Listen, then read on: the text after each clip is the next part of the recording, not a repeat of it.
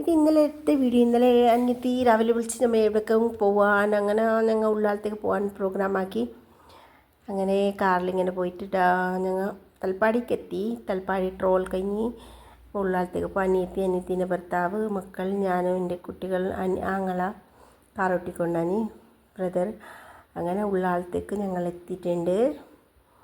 അവിടെ കാണുമ്പോൾ ഒരു ഈ സന്തോഷം വേറെ തന്നെ. ഉള്ളാലത്തേക്ക് കാണുമ്പോൾ ഒരു ഇത് അങ്ങനെ റഷും അവിടെ റൂസിനിട്ടല്ല എപ്പോൾ നോക്കിയും കാണാം റഷ്. ഞങ്ങൾ എത്ര പ്രാവശ്യം പോയിട്ടുണ്ട്.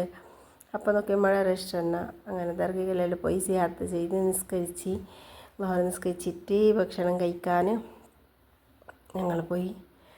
ഭക്ഷണം എല്ലായിടത്തെ കഞ്ഞിയും കറി, അത് എന്തോ ഒരു ടേസ്റ്റ് തന്നെ. അങ്ങനെ അത് കഴിച്ച് കുറേ റഷായി. ചോറ് വയ്ക്കുന്ന ആടെയും കുറേ ആൾക്കാരുണ്ടായി. പിന്നെ ഞങ്ങൾ അവിടെ നിന്ന്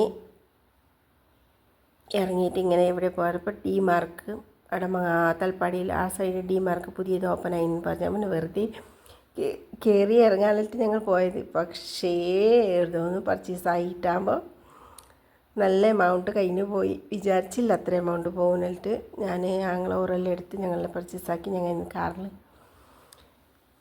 കയറ്റാൻ പോകുന്നില്ല ട്രോളി.